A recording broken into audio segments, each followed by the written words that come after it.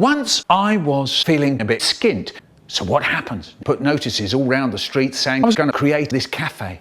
So I bought an old shop by the side of the road, and today it's called the Silver Spoon, and it sells all kinds of fantastic food. You know the kind of thing. After a few months, I was rolling around in a great big heap of money. Wonderful. Do you know, people say to me, really great, I want to start doing the same. Fair enough. But, and this is a very large backside, I have to tell you, getting to here was actually very hard. Yes, let's remind ourselves of the 27th of May. I remember very well that awful day, because it was then everyone got into really big bother. And it went like this. It was 12:15, and I knew the hygiene inspector and his little gang were going to start coming in. I knew it. What I didn't know was when. Could be trouble. You see, we had a cook called Haribo who just didn't do anything we told him to. In other words, we wanted that dopey dog out of the way before the inspector turned up. Trouble was, it's too late. Yeah, I was just about to ask this woman eating tomato soup if everything was all right, just after she puts a great big chunk of bread in her mouth. And Alexander turned to me and said, you see that bloke over there? Him? I imagine he's the hygiene inspector.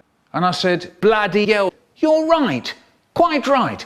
Tell him to hang on for a few minutes, just giving us enough time to sort things out. And so he said, okay, and then he dashed off in a flash. Time for me to rush down the stairs into the break room. Look, there's Melanie. There's Dave. First of all, they tried, I'm not taking any notice of Michael. I think I'll make them notice. It's no secret, is it, that if you put a crisp packet on the floor and stamp on it, it makes a bang. So I take one of those little empty packets of crisps and I squash it really hard and fast. And yes, it bangs really loud. That really winds them up. So now I go and stand on the table. And I say, right you two. As you know, if you remember last week, I said there was an inspector coming in. He was going to inspect us. Well, listen right here, I'm going to tell you he's already been here for 3 minutes and I want you to help me by working upstairs. Do you understand? And off we go. When we got back, I started looking all around the room. In fact, that terrible man, there he is, sitting there, waiting to see me bend over backwards. Oh yeah, you bet he's really looking forward to that. I'm telling you, it's not fair, it's not fair. Oh.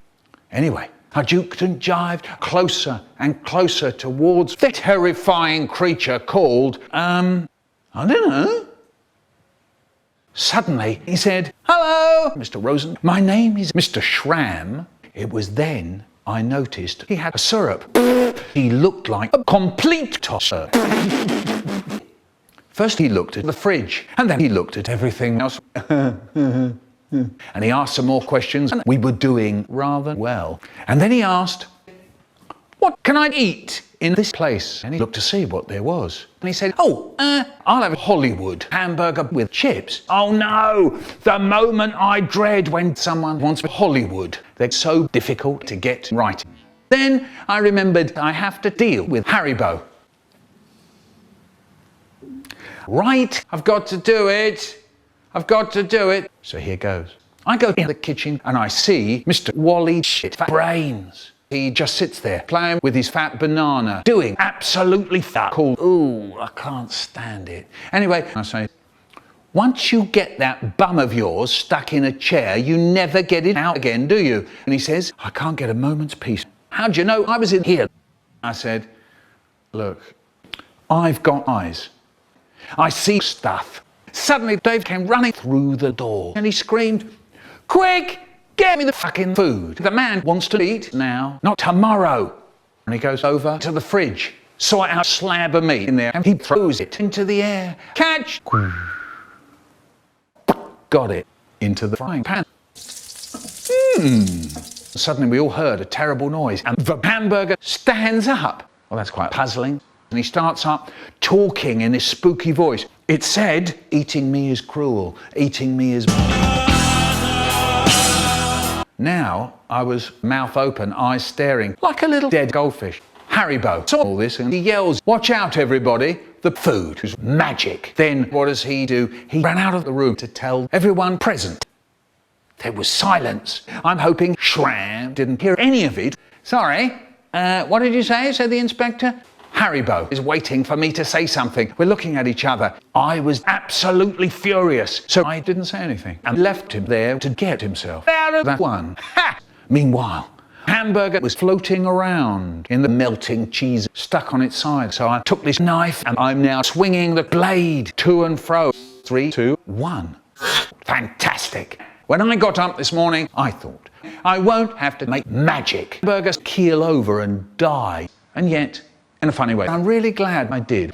At that, Haribo came hurtling back. I said, never let me hear you talking about magic. Once more, if I hear about any of it again, I shall cause you to stop breathing. Do I make myself clear? And I saw him start to sulk. At that, me and Melanie started to finish putting together the rest of the meal, and the woman put it down right in the middle of a plate on its own. Whoa!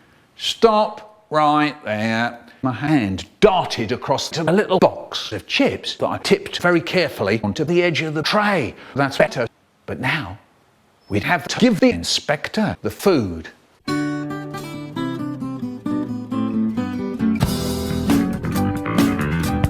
No! Here's me. And I've given Shram the Hollywood. He said, smells nice, and began to eat. And we waited. There we all were, breathing very, very quietly.